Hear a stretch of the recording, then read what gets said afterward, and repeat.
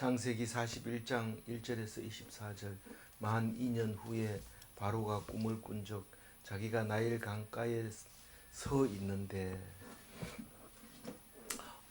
어제 오늘 또 그리고 내일 이야기를 쭉 이어가면서 꿈 얘기를 할 때에 우리는 꿈을 자주 꾼다고 생각하고 때문에 꿈을 가볍게 여기고 있지만 사실은 하나님과 우리의 소통은 꿈으로 소통하고 있는 것을 성경을 보면 알 수 있습니다. 꿈인지 생신지 모르는 그 상황 혹은 또 완전한 계시로 꿈속에서 나타나서 선명하게 말씀하실 때가 많이 있습니다. 그러나 또 말도 안 되는 꿈을 꿀 때가 있습니다. 그걸 우리는 개꿈이라 그러는데 그런 꿈은 성경에 나오지 않지만 똑같은 꿈이 반복해서 난다든가 또 뭔가 있을 것 같은 그런 게 있을 때 우리는 마음이 흔들리게 되고 걱정스럽게 되고 뒤숭숭하게 되는데 이때는 꼭 잘 아는 사람에게 물으러 가죠. 가만히 있는 게 아니고 점치는 사람 혹은 그 말을 잘하는 현명한 사람, 현인들이라고. 우리나라는 뭐 그런 말이 뭐 흔하지 않기 때문에 그냥 현인들이라고 번역을 했습니다만 옛날에는 범상치 않는 그런 사람들이 있었습니다. 그래서 그 어른들한테 물으러 가고 주로 그렇게 생활해 왔죠. 그런데 이 꿈이 뭐 금방 일어나는 꿈도 있지만 길게는 오래오래 그 일이 일어날 때가 있습니다.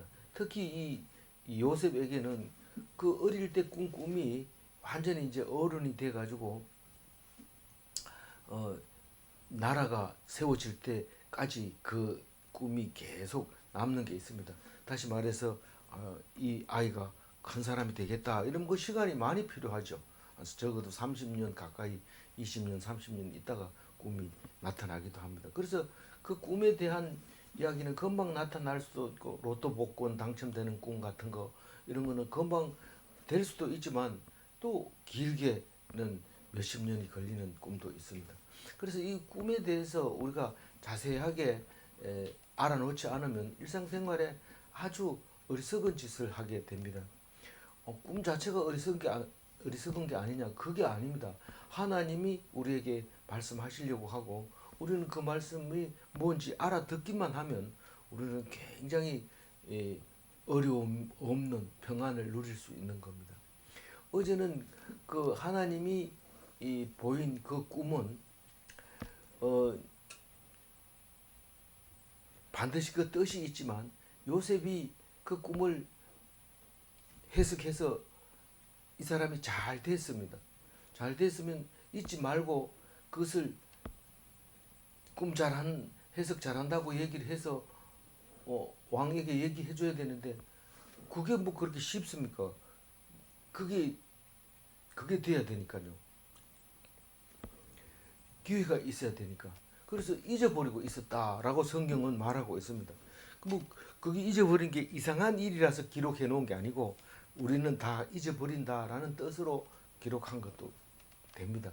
그래서 우리는 약속을 잊어버리지만 하나님은 절대로 안 잊어버립니다.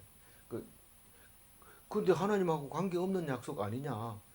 그 사람 보고 그냥 부탁을 한 거지 잊어버린 거 아니냐? 그렇게 생각할지 모르는데 어, 그것은 하나님의 약속이라고 요셉이 믿고 있는 거죠. 우리는 그렇게 생각합니다. 요셉이 약속한 게 하나님의 약속이 된다는 거죠. 나중에 보면 다윗을 통해서 예수님한테 오면서 이야기하는 것 들어보면 선지자가 한 약속이 하나님의 약속이고 그렇게 되는 것을 볼 수 있습니다. 그래서 하나님은 절대로 그 약속을 잊어버리지 않고 오늘 생각나게 해주셔서 요셉이 바로를 만납니다.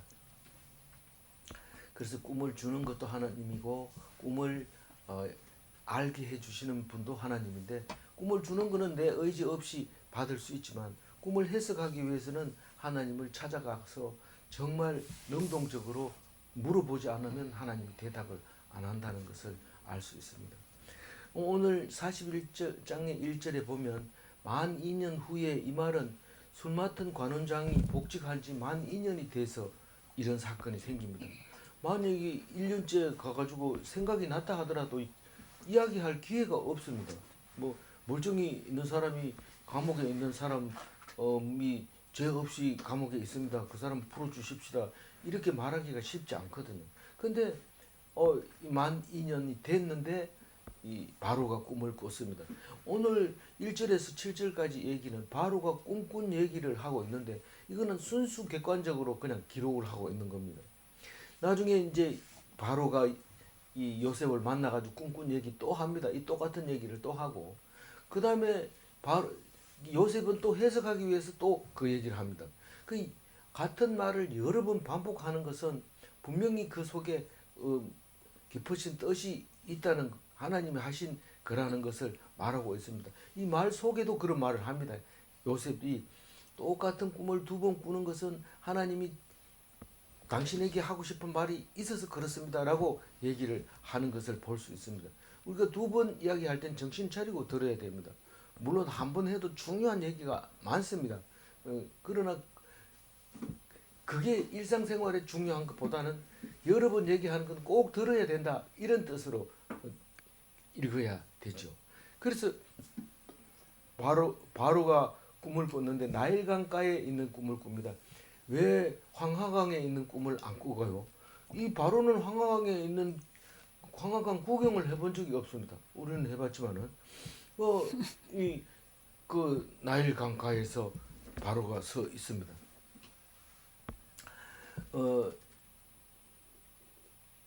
그러니까 이 나라를 위한 꿈이라는 사실을 알게 됩니다. 바로가 왕이기 때문에 나라를 위한 꿈을 꾸지 또 아무나 그 나일강 꿈을 꾸겠습니까? 아니 다른 사람이 나일강 꿈 꾼다 해도 그거는 그냥 뭐 밭대기 문제를 이야기하는 거지. 바로가 나일강 꿈을 꾼다 그러면 나라를 위한 꿈을 꾸고 있는 거죠. 그래서 두 개를 꿉니다. 꿈을 두 개를 꾸는데 모든 일은 다 두 가지로 합니다. 두 가지가 없으면 우리는 하나님 믿을 게 없습니다. 이 세상 사람이 두 가지로 나누면 첫 번째 하나님 믿는 사람, 두 번째 안 믿는 사람 이렇게 나눌 수 있어요. 그만큼 우리는 모든 게 다 두 가지로 나누어집니다. 나일강은 이집트의 생명줄이기 때문에 나일강은 세계에서 가장 긴 강, 중국에 있는 장강이 아니고 중국에 있는 장강인가 봐요. 그게 인공위성이 발달하기 전에는 그게 제일 길다고 생각했는데 인공위성을 가지고 정확하게 해보니까 나일강이 제일 길더라. 이제 그 얘기를 하게 됩니다. 2절 한번 읽어볼까요? 보니 아름답고 살찐 7 암소가 강가에서 올라와 갈밭에서 뜯어먹고. 이 갈밭이라는 거는 갈대밭을 말하고 있는 건데 뭐 우리 지금 현재 그런 말 잘 안 쓰니까 그래도 갈대밭 이렇게 써야 될 것 같아요. 나일강 주변에는 갈대밭이 자라는데 소들이 그 갈대를 잘 뜯어 먹습니다.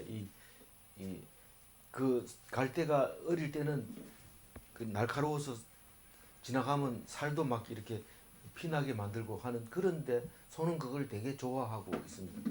근데 그 아름답고 살찐 소가 풀을 뜯어 먹는 거는 그냥 평화로운 거죠. 우리 눈에 보일 때 아무 큰 문제가 없는 그런 그야말로 아름답고 살찐 소를 7마리를 보는데 7마리는 이제 뒤에 나오죠. 3절 읽어봅니다. 그 뒤에 또 흉하고 파리한 다른 7 암소가 나일 강가에서 올라와 그 소와 함께 나일 강가에 서 있더니. 근데 아름답고 살찐 7소와 흉하고 파리한 7소 7소는 7은 뭐 꼭 7년 이렇게 얘기했는데 꼭 7년은 아닐 수 있습니다. 근데 하나님이 우리에게 보여주는 숫자가 7이라는 거지 꼭 7은 아니고요.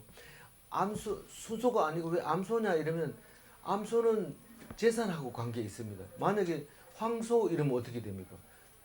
이제 힘을 얘기하는 거. 전쟁에서 이긴다든가 뭐 이럴 때 황소를 하고 먹고 사는 그를 위해서는 암소는 양식이 될 뿐만 아니라 풍성한 축복을 의미하고 있는 거죠. 치킨. 그런데 아름답고 살찐 소는 당연히 풍성한 나라를 표현하는 거고,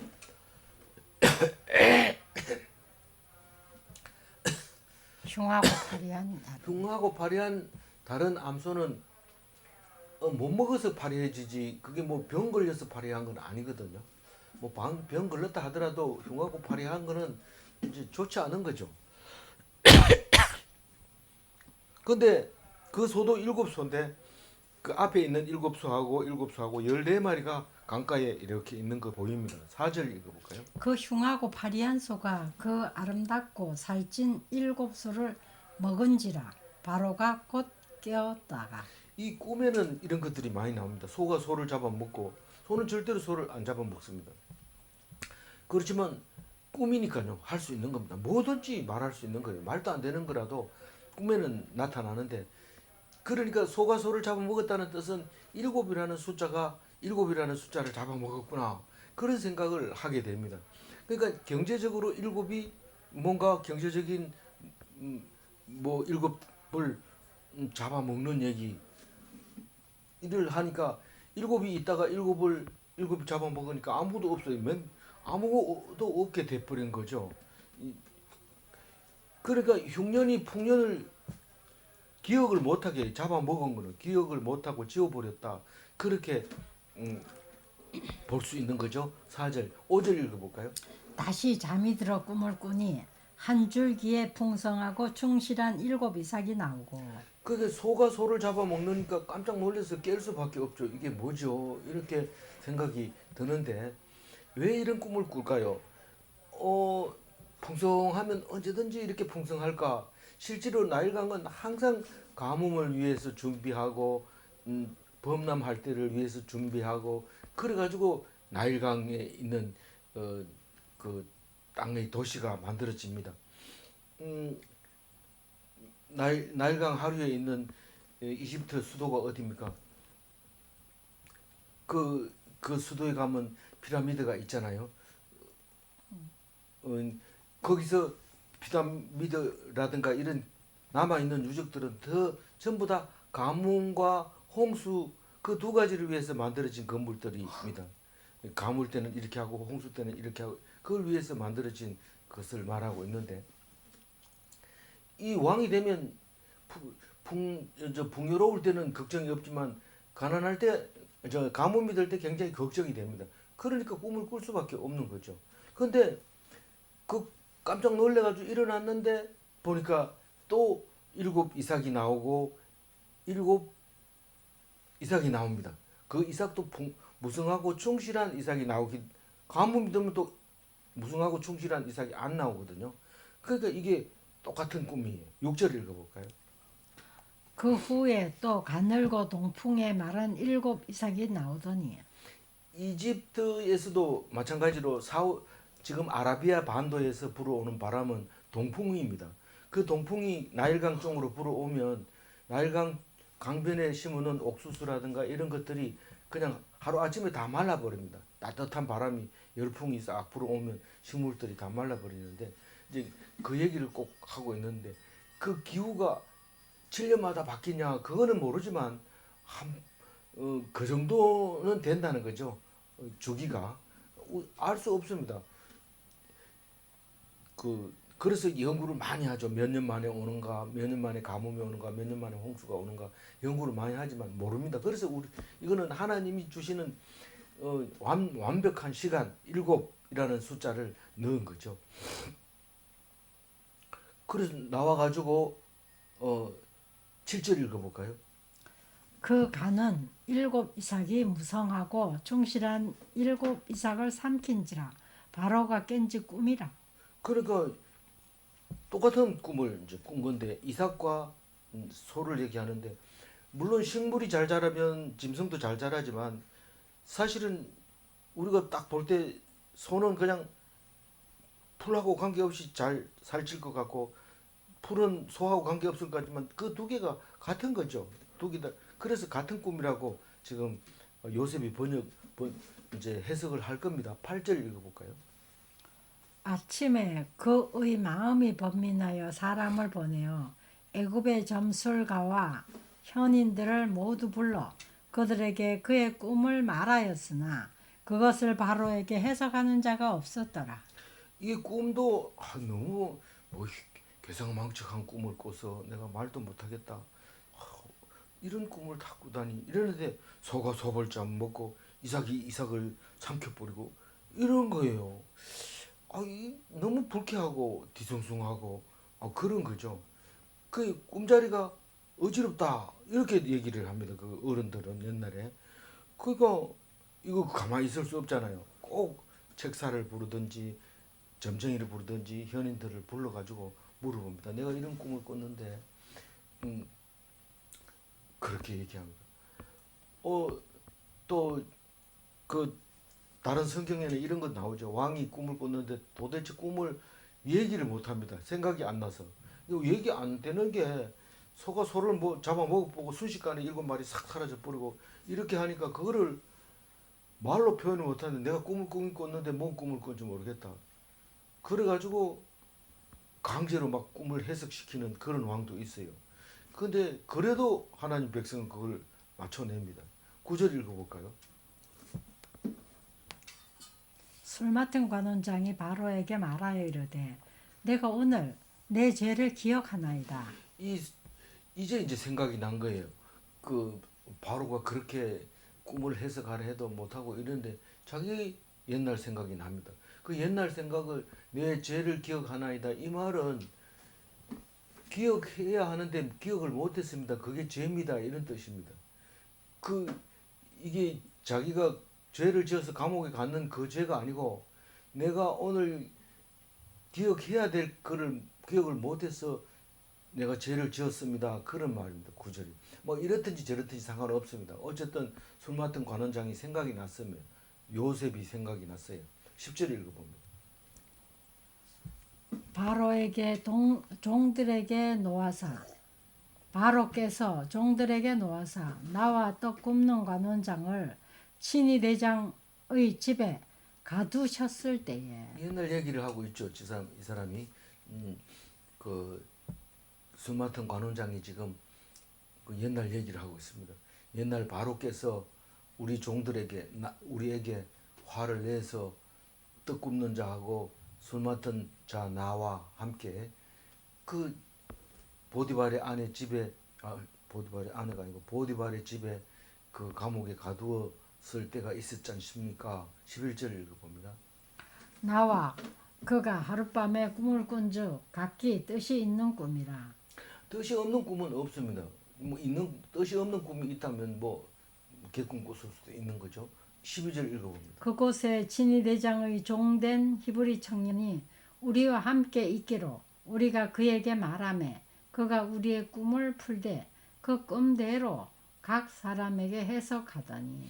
근데 이 원래 이 술 맡은 관원장에게 요셉이 내가 죄가 없으니까 나를 꺼내주세요 그랬는데 이 사람은 그 사람이 불리하게 감옥에 가 있다는 얘기는 일절 하지 않고 있습니다. 그러나 성경은 다 얘기할 필요가 없어서 안 한 건지 아니면 전혀 그거하고 관계없이 꿈을 해몽하는 것 때문에 그러는 건지 이건 순수하게 꿈 해몽하는 것 때문에 필요해서 부른 거지 이 요셉이 부탁했다고 해서 그것 때문에 이야기한 것은 아닌 게 분명합니다. 그래서 12절 읽어주세요. 그곳에 읽었잖아요. 12절 읽었어요. 꿈을 꾸는데 꿈대로 각 사람에게 해석하더니 우리가 다른 꿈을 꿨는데 그 꿈이 다르더라. 이제 해석이 다르더라. 당연히 달라야 되죠. 그게 해석이지. 똑같이 얘기하면 그건 꿈이 아닙니다. 그리고 우리는 누구든지 똑같지 않습니다. 다 다릅니다. 그거를 요셉이 말하고 있는데 우리가 성경을 똑같은 성경을 읽어도 각각 다르게 받아들입니다. 다르게 받아들이게 되어 있습니다. 다르게 해석이 되어집니다. 그 같은 말씀을 가지고 13절 읽어봅니다. 그 해석한 대로 되어 나는 복직되고 그는 매달렸나이다. 그러니까 지금도 여전히 그 이단들이 나올 때 같은 해석을 놓고 두 가지로 갈라지는 게 이단들인데, 한 사람은 성경에서 말씀했으니까, 말씀하지 않았으니까 그것은 하지 말아야 된다는 게 있고, 성경에서 말씀 안 했으니까 그거는 해야 된다는 게 있고, 이 두 가지가 있는데, 그렇게 꿈을 해석하는 대로 복직이 되고 그 다음에 심판을 받게 되고, 그거를 볼 수 있습니다. 복직은 구원이었고 매달리는 것은 심판이었는데, 그 날이 언젠가 옵니다. 그래서 우리가 평소에 말씀을 안 가지고 있으면 그날은 구원받는 게 틀림없고, 우리가 말씀을 충분히 알고 나면 예수님이 우리의 구원이라는 사실을 알고 믿고 가면은 어떤 결판이 나도 그것은 절대로 심판이 아니고 구원받는 거라는 사실을 알아야 합니다. 그래서 술마통 관원이 그렇게 얘기를 했습니다. 그대로 꿈 해석한 대로 됐습니다. 그래서 바로가 뭘 합니까? 14절. 이에 바로가 사람을 보내어 요셉을 부르매 그들이 급히 그를 옥에서 내놓은지라. 요셉이 곧 수염을 깎고 그의 옷을 갈아입고 바로에게 들어가니. 그 이때가 나이가 30세라고 해요. 노예 생활 13년 만에 얻은 영광이라고 합니다. 그러니까 17살에 붙잡혀 와가지고 이제 30세가 된 것 같아요. 수염을 깎고 옷을 갈아입고, 이거 추록, 감옥에서 나올 때는 그렇게 깎아야 됩니다. 그래서 기도한 대로 나옵니다. 부탁한 대로, 청탁한 대로, 그대로는 아니지만 그게 이제 효과가 있었던 거죠. 바로에게 들어간다, 이 말은 골 안으로 들어간다는 거죠. 골 안으로. 15절 읽어볼까요? 15절. 바로가 요셉에게 이르되 내가 한 꿈을 꾸었으나 그것을 해석하는 자가 없더니 들은즉 너는 꿈을 들으면 능히 푼다 하더라. 바로를 이제 보게 됩니다. 높은 사람을 보는 것을 알현이라 하는데, 그 주로 천주교 교황을 뵐 때는 알현이라는 말을 씁니다. 너는 꿈을 들으면 능히 푼다 하더라. 그러니까 16절 읽어봅니다. 요셉이 바로에게 대답하여 이르되 내가 아니라 하나님께서 바로에게 평안한 대답을 주시리이다. 그게 내가 아니라 이 말은 그건 내가 해석하는 게 아니고 하나님이 주신다. 하나님 어떻게 주나? 내 입을 통해서 줍니다. 근데 평안한 대답이 뭐냐 하면 살리는 말씀을 주시는 거예요. 그걸 죽이게 해석할 수도 있고 살리게 해석할 수도 있는데, 하나님은 살리는 대답을 합니다. 뭐 그런 게 있느냐? 살리면 살리는 거고 죽이면 죽는 거지. 꼭 모든 해석이 편안하게 대답을 하게 하느냐? 실제로 오늘 꿈을 두 개를 따지면 7년 흉년, 7년 풍년 이러면 그럼 그게 축복입니까? 저주입니까? 아니에요. 꿈은 그런 게 아니고 자기가 해석하기에 따라서 그게 이제 달라지는데, 풍년이 든다니 좋다 이러다가 흉년이 든다니 그럼 어떡하냐 이런데, 어떻게 하는 것까지 이제 답을 주는 게 편안한 대답을 하시리라, 그렇게 얘기합니다. 자신이 있습니다. 이 요셉은 어떤 경우에도 이 꿈의 해석을 분명하게 합니다.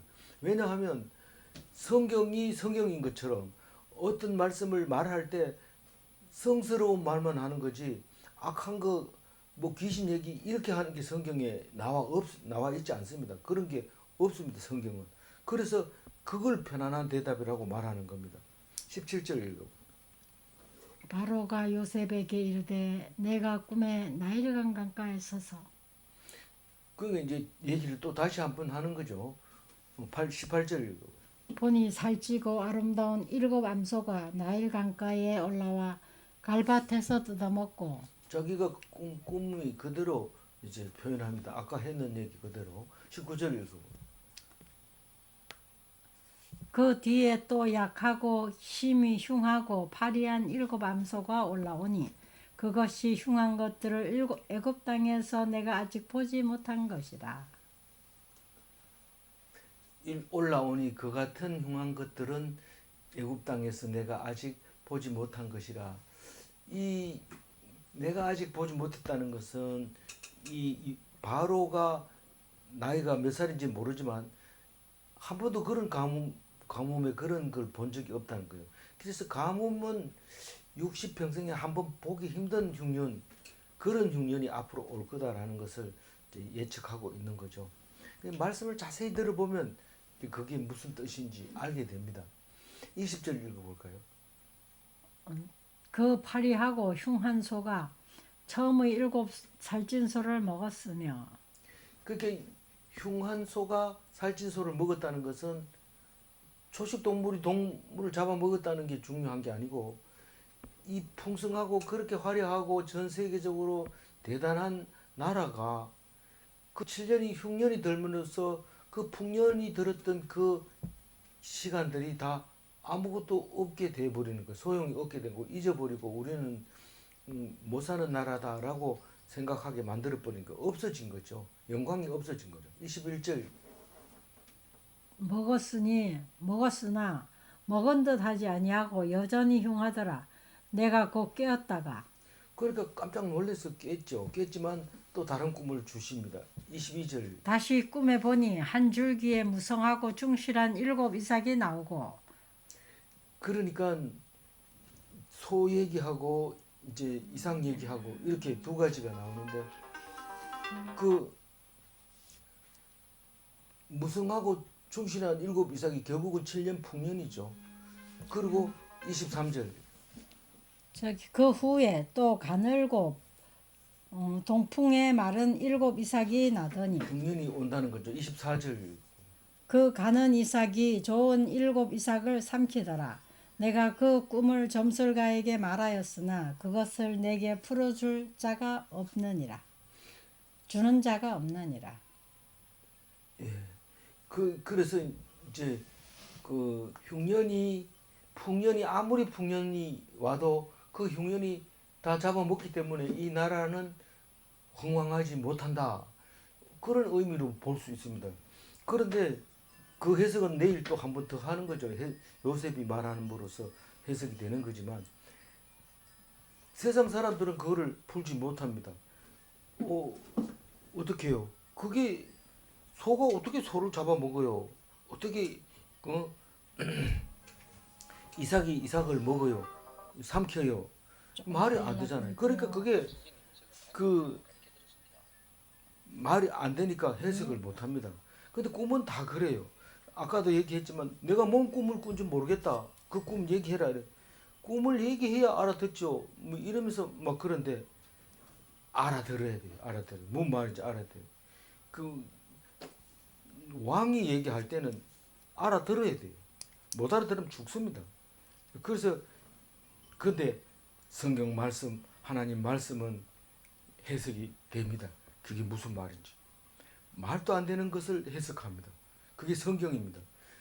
그 능력이 어떤 경전에도 없고 어떤 교훈의 책에도 없습니다. 도덕경에도 안 들어 있습니다. 그러니까 성경만큼은 그 문제를 풀 수 있는 것. 점술가도 필요 없고 현인들도 필요 없고 말씀으로 푸는 요셉이. 그래서 이제 요셉이 정책을 제안합니다. 정확하게 알면 정책이 나옵니다. 다시 말해서 죽는다 이러면 죽으면 됩니다. 근데 어떻게 하면 안 죽냐 이렇게 하면 제대로 안 읽어서 그런 거죠. 정확하게 알기만 하면 답이 나옵니다.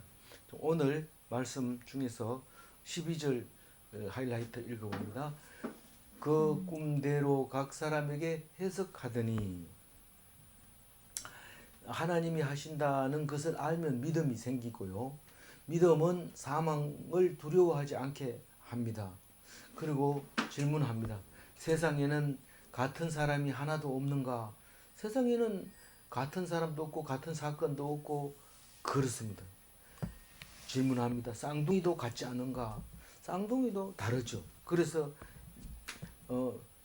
그 중에서 마지가 있고 또 동생이 있고 그렇게 되는 것을 알 수 있습니다. 그걸 알기 위해서는 성경 말씀 말고는 답이 없습니다. 누구도 말할 수 없어요. 물론 내가 그 중에서 조금 말할 수 있을지 모르지만 성경에 비하면 뭐 택없이 부족한 게 우리의 생각이죠.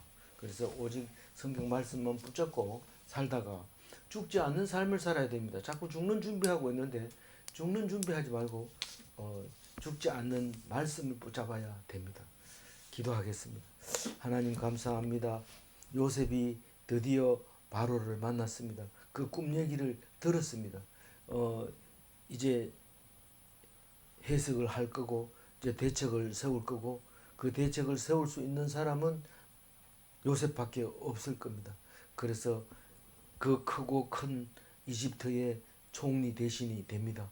가장 최고의 책임자가 되어서 야곱 아버지 식구 70명을 데리고 이집트에 와서 430년을 살게 됩니다.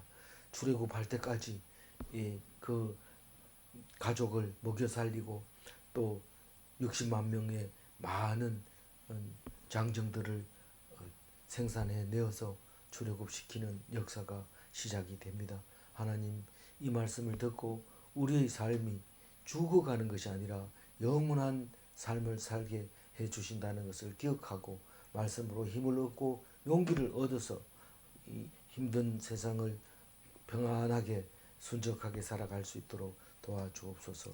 감사드리옵고 우리 주 예수 그리스도 이름으로 기도 올리옵나이다. 아멘.